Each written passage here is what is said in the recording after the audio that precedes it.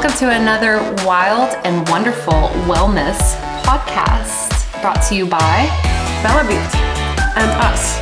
Mostly us. We carry this. It's a hard job, but we do it. So. Yeah, but we do carry this podcast. We do. I mean, it's without us, there's nothing. Sorry, guys. Yeah. Sorry for the entire crew and everybody, but no, it's just us. So today we're actually going to be focusing a little bit on Christmas, as if you couldn't see by our beautiful decorations. Festive mood. Festivus for the rest of us. So you may or may not have seen some of our social media posts where we were asking you guys a couple of the wellness or holiday habits you would like to drop. So we're going to talk about those fun holiday habits that are fun and bottom line just bullshit.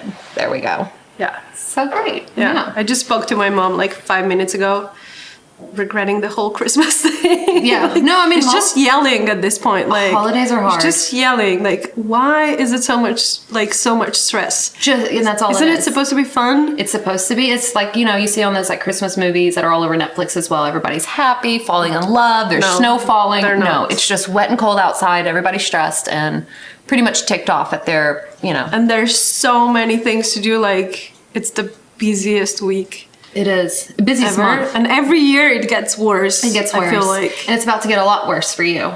Yeah. So congratulations. I did that to myself. So I have to deal with the consequences. But okay, I mean, you have a few months to catch up and get used to it. At least you're not having a baby right in December. Yeah. And instead it's March. Luckily. And then you have all of that summer and fall to get used to it. To adjust. And to my new reality. Yeah. To cry everything out and like just hire photographers for like Babe's First Christmas and things like that. Babe's First Christmas. Oh, babes. Babes, yeah. It's like, who's Babe? Who is this Babe? Who's Babe? But yeah, so Bob. I don't know if Bob. I'll call him Bob. We call him Bob. Did you participate in the polls on our social media posts and stuff, asking us about holiday habits that you didn't like or you wanted to get rid of? No, I did not, because I was freaking out about Christmas. Okay, it just made you feel worse. That just like describes the situation perfectly. But I'm here for it now. Yeah. Like, we can discuss. Let's actually get into some of those things. Because we live in, the 21st century. We're all tired of the run-of-the-mill everything that comes with holidays. And that includes the stress. So hopefully, we can give some advice and some good ideas for what you can say to other people, family members, and to yourself on just how to kind of navigate some of the nonsense that happens during the holiday season. Yeah. Our social media manager is here with us, and she's going to read us some of the questions that stood out the most. She's off to the side. You don't see her. You don't need to see her. It's fine. It's a podcast. You're just listening anyway. So, let's go top 5. Okay, top five. The number 1 is being a perfectionist and overworking yourself, which I'm sure every mother, every father, everyone can relate to. Buying the best gift, cooking, cleaning, baking, everything. Setting up for holiday dinners. So overworking yourself for Christmas because you're a perfectionist and you want everything to be done perfectly at the time. Matea mentioned that it's like mothers, fathers. I think it's mostly mothers. Probably. It's mostly women carrying this show. I mean, I know my mom always stressed, like whenever we did any holidays at our house or at anybody else's house, honestly, is just, she's getting the decorations, she's getting those extra gifts, she's getting that extra turkey or, let's get ham as well. And like, she just always would overwork herself. Mm-hmm. And I felt bad because mother, 2 kids, now holiday party, she has a job as well. Like, no, that's just... I think it's a lot harder when you have smaller children because children expect magic for Christmas. That's true, yeah. And I know my parents always brought that magic for me at Christmas, and I think that's, really nice and super important. Yeah. But at some point, I think you can kind of scale it down. Mm-hmm. There's not going to be magic in the napkinware and in the dishes that you're putting out on the table. Children don't notice that. Yeah, and the people at your place are not going to notice it. And if they notice it, boring life. They have a boring life. They were going to complain about something anyway. Get rid of that. Yeah. Exactly. And I think gifts are also a big thing because you want to come up with the perfect gift The best for gift. everybody in your family. But I think like especially when kids are older, a fun thing to do is to play tombola with gifts. So everybody brings one gift. And then you number the gifts. And then everybody just pulls a number at the end of the evening, and then everybody gets one gift. And those gifts are fun because they can be really creative. They don't have to be person specific. They're basically more specific to the person who is giving the gift. That's cool. Which can be really, really fun because people can come up with things that, you know, they find... That they like. Yeah, that they like, that they find interesting. So we started to practice this in my family and extended family. Now that all children are grown up and we don't expect... you know, the newest Barbie doll there you go. or whatever. Legos. I do Legos. expect Legos still. Yeah. Not gonna lie. But yeah, so overworking this holiday season, don't do it.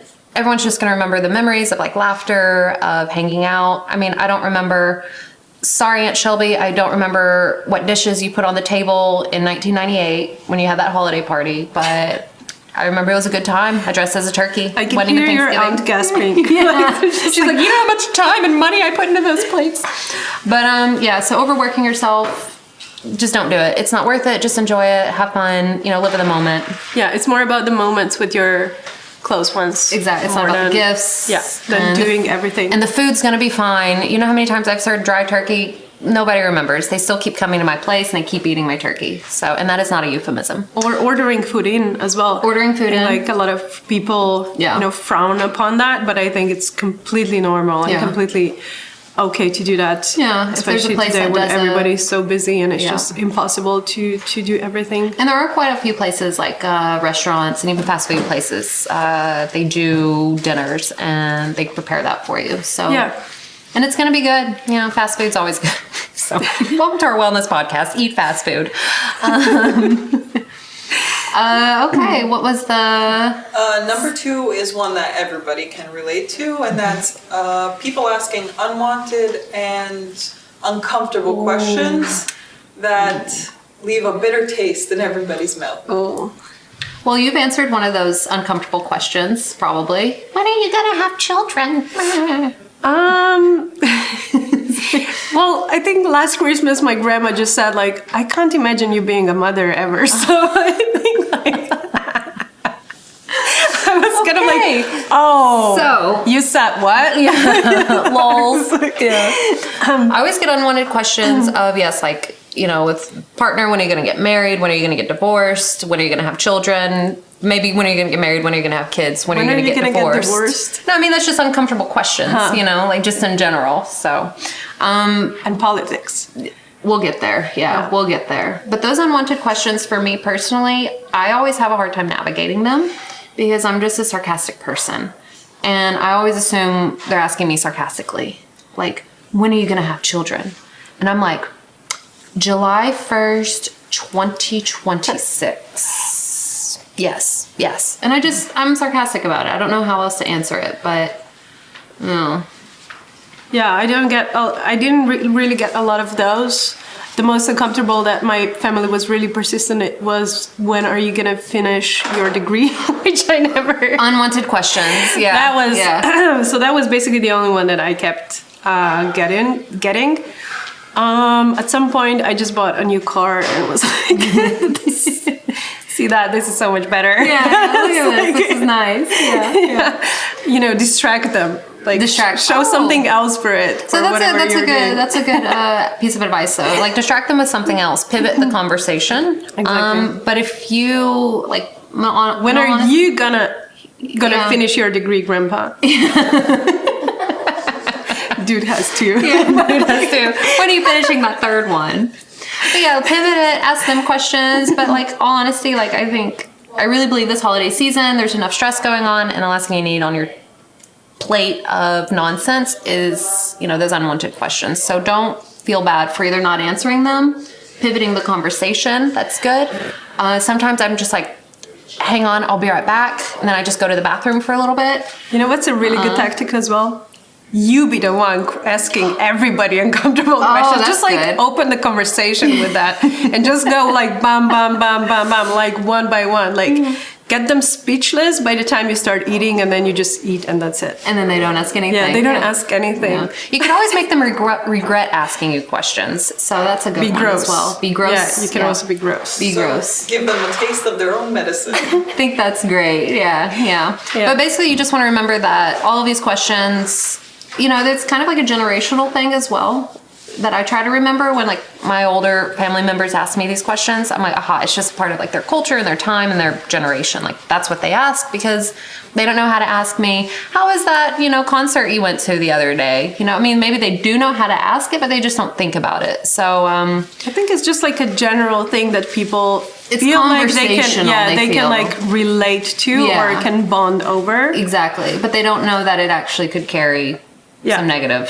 Exactly. They don't think about it. It's mostly like, I think like lightly intended. Yeah. But anyway. especially us millennials, we have tendencies to go through existential crisis at a minor inconvenience or like touchy-feely topic. Yeah. So especially be gentle with us. Yeah, just be gentle. But so if you get those unwanted questions, just ignore it. Just ignore it. Try to just walk away. Just like, I have to take a shit. I'll be right back.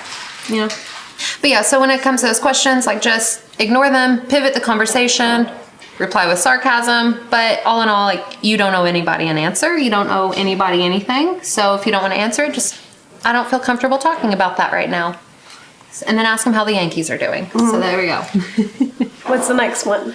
So, as you know, food is a big part of the holidays, and there are a lot of people that feel the need to justify how many cookies they eat, how much food they have on their plate, what they're eating. A lot of people find themselves in a sticky situation when it comes to that. So. Yeah, I think the problem is that there's so much obsession around food for holidays, because we want to prepare all these special things that we don't have like around the year. Mm-hmm. We want to, obviously taste everything, and then people start obsessing with are they, eating too much? Are they overeating? Calorie counting. Counting. But I think for me personally, holidays are about enjoying ourselves and enjoying each other's company, and food is part of our culture. Yes. And I think that's a time when it's totally okay to let yourself enjoy it. Absolutely. Completely. I won't even say let go, because it's not letting go. It's just enjoying. You shouldn't be restricting yourself all the time. It's just enjoying yourself and not thinking about it. Thinking about food too much is anyways the root of the problem. Yeah. All the time, especially with women, and in dieting culture and restricting ourselves and stuff like that.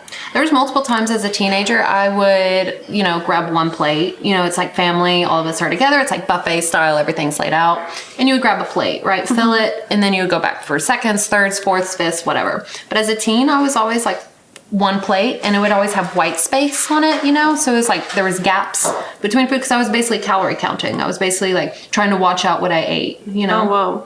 And it was really sad, because there was a lot of cool good food, and maybe it's just, I wish I could go back to my younger self and be like, hey, you aren't doing this every day. You're really healthy. You play a lot of sports. You're okay to enjoy yourself on this day with your family.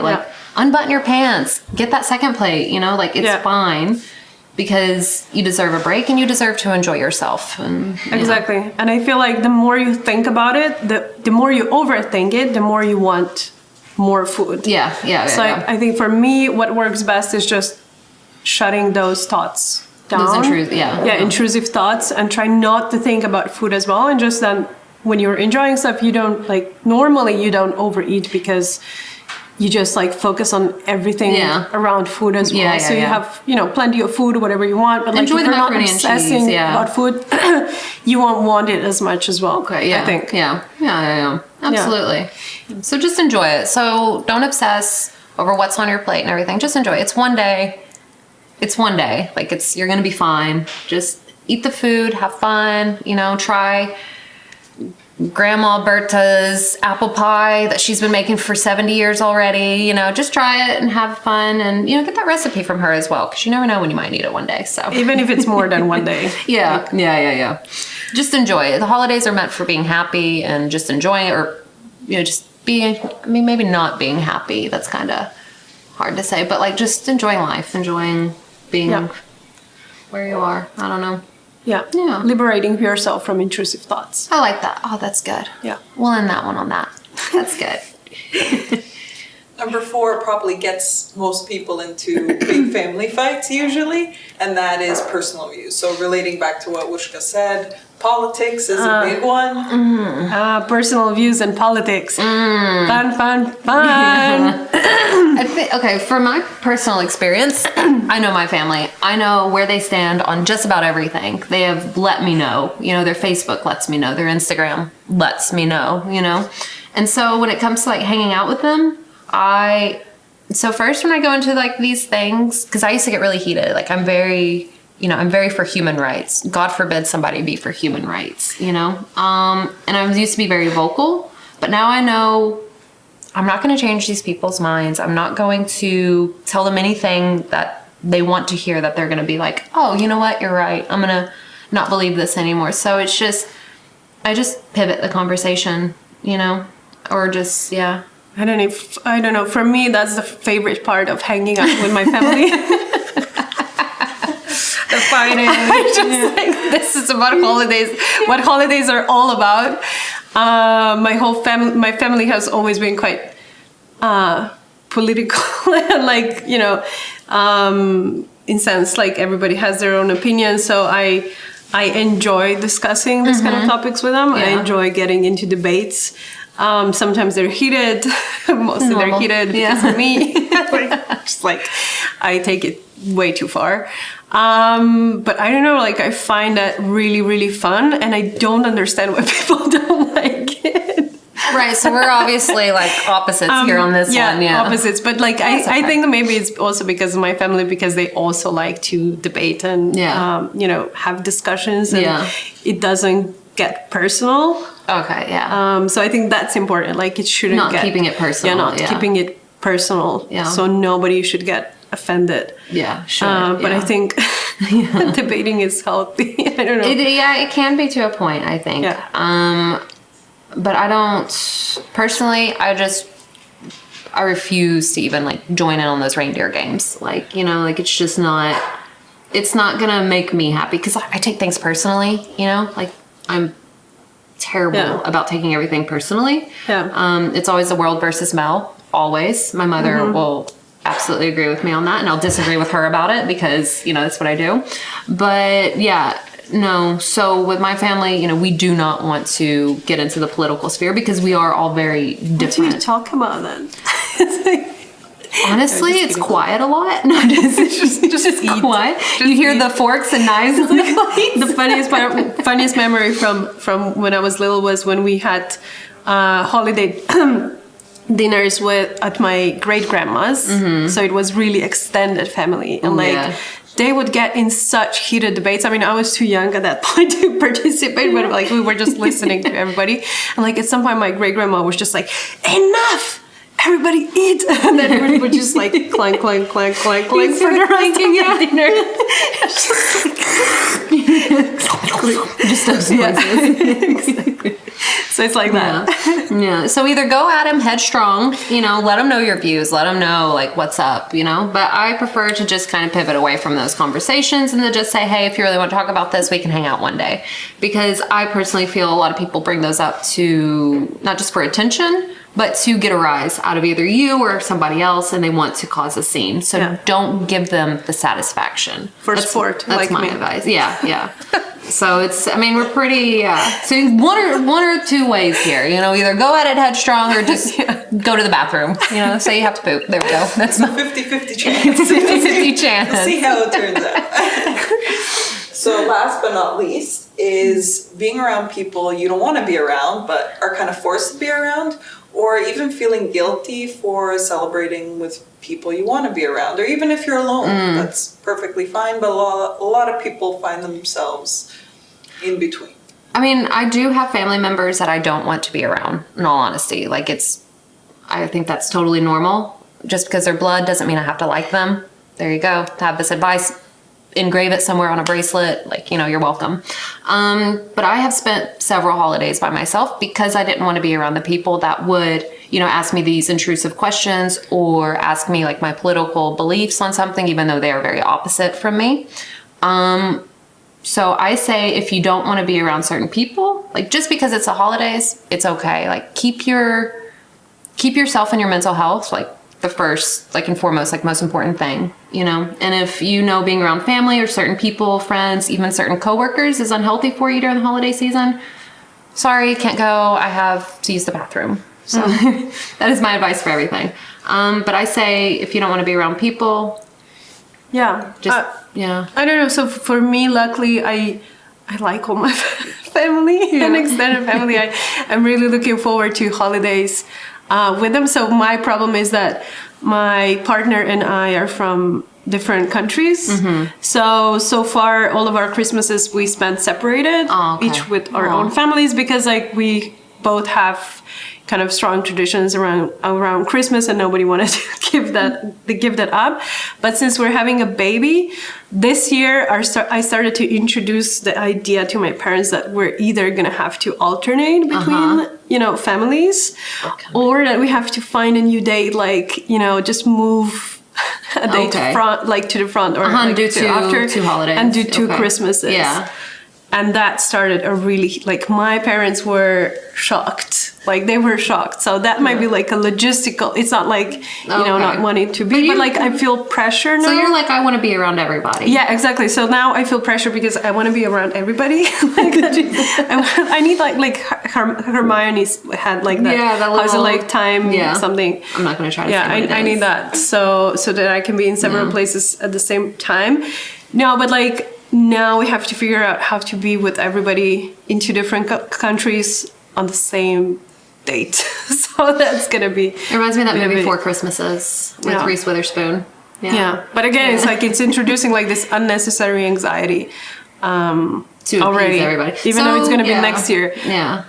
But again, like keep your mental health and your well-being first and foremost. If you know like you're not going to be able to do both, like it's going to be okay to say, hey. We can't make this happen. Like, we're just gonna have to. Because that's a lot of pressure to put on yourself to either A, make sure to see everybody, or B, not see people, or So as long as you have your like wits about you and you're not under a lot of stress, I mean, go for it. Hell yeah, like do the 4 Christmases. I will. I'll figure I'm it gonna out. do 0 Christmases. I'm just gonna be at home. I'm gonna be on my couch watching Netflix. Like that is where my mental well-being just thrives. So that's also another thing. Like you can always choose your own family, right? Yeah, exactly. With friends and stuff. So so now I live abroad, and like I've lived abroad for 10 years. So for Christmas I normally go home, but for everything else, I spend with friends, with my new kind of like on Thanksgiving, family. Friendsgiving, stuff like that. Yeah. What if you can't avoid it? What is your advice if you can't avoid it? So you're enjoying your dinner, and then all of a sudden that family friend comes in, and it's like, what do you do now? Can you drink? You can drink? Yeah, just take a drink. Would that maybe make it worse? It might. Super good wellness advice. Just drink. I mean, for me personally, it's life. You go through so many different like jobs, schools, classes, different things like that, and you're always going to be around people you don't like. Yeah. And as with anything, just try to avoid all situations with them. Yeah. Try not to be around them. I will purposely do other things to avoid certain people I don't want to mingle with. So if somebody's in the kitchen, I'm in the bathroom. If somebody's in the living room, I'm in the bathroom. Like I basically spend my holidays in the bathroom. You can also just like focus on people and things that you like. That's true. Yeah. Okay. This is better. This is better advice. So like, I'm an avoidant. I like everybody, but whenever I'm in a disagreement with somebody, or just like because you talked politics. Yeah, because we just talked politics, so now I want to avoid them for the next like couple of minutes. So I just intensively focus on another person and hang out with them. Usually it's my mom, and I just like. But that's really good advice. You kind of like take that energy from that person, that negative energy. You're like, oh, I don't want to be around them. I don't want to talk to them. And then you just kind of channel it. It's like, what can I focus on? Yeah. That actually like, brings me joy. What can I focus on that's like actually happy? Yeah. And if it's talking to your mother, then that's great. Also get busy helping the person who's organizing everything. Yeah. So that also gives you a lot of things to do. That's true. Yeah. And not focus on things that maybe you're not enjoying. Yeah. Hang out with the kids. You know, there's multiple times I've gone and played Legos with the kids before. You know, like just because you're not a kid anymore doesn't mean you can't act like a kid at these holiday events. So exactly. And the parents are going to appreciate it too because they're like, oh, look at Aunt Mel just taking care of the kids. And then they ask me that intrusive question. And I tell them July 1st, 2025. No, but stay busy with other things. I like that. That's good advice as well. Yeah. So basically, it's your fault. You're giving them ideas. Yeah. You're giving them wrong ideas. Like, how I'm the problem. How are they not to ask you? You're just like. So that's awesome. Yeah. Those are like 5 main habits. Yeah. But of course, we would love to hear. I'm sure there's millions more habits that people go through. But. What are some things that you guys would actually want to give up this holiday season? I'm giving up being around people. I'm giving up like completely just being around people and being around people. Yeah. So that's my like giving because that's what brings me the most stress in the holiday season. It's just people. So yeah, you can find me at the local shelter. That's nice. Not doing anything, just hanging out. No, animal shelter. I should probably specify. Yeah. But yeah, what do you guys think? What kind of habits do you have? But yeah, let us know because I think it's really interesting. The holidays always bring up a lot of stress for me. Maybe some like, not like trauma, but I feel very like just immediately when that first Christmas light goes up, I'm like, and I start like getting this twitch in my eyes. So that's at Halloween. It's at Halloween. It's at Halloween in the States. But yeah, what else do you guys give up like that can save your well-being? You know, and yeah. I think for next year, I'm gonna give up buying presents at last moment. I always say that, but next year is my year. This year I've been a little bit better and got a lot of Christmas shopping done way ahead. That's good. But like my mom's tactic is the best. Like she buys presents throughout the year. That's what my mom does. Yeah. She doesn't like have to do it last minute, and she doesn't have to also like spend all this money just in December at once. Yeah. So that's fiscally responsible as well. Fiscal wellness. Well done, Mom. I mean, she has a couple of years on me, so maybe I'll get there at some point. But that's the plan. No. Yeah. Okay. All right, but I think like that's enough for today, right? I think so too. Yeah, this has me stressed out a little bit, but I do feel better about it because I know how I'm going to pivot conversations this holiday season. Yeah. So I have to use the bathroom. So, when in doubt, I'm just gonna. Which goes really well with eating a lot of food. So that's true. Just like it all kind of goes together. Yeah. You can then eat more food. Yeah. Just let us know what you think and some of the wellness ideas that you have and things that save your mental health and your energy during the holiday seasons. Yeah. And until next time, have a happy holidays. Yes. Yes. Oh, wait. Do you hear that? What? We hear those sleigh bells ring-a-ling, ding, ding, ding-a-ling-do.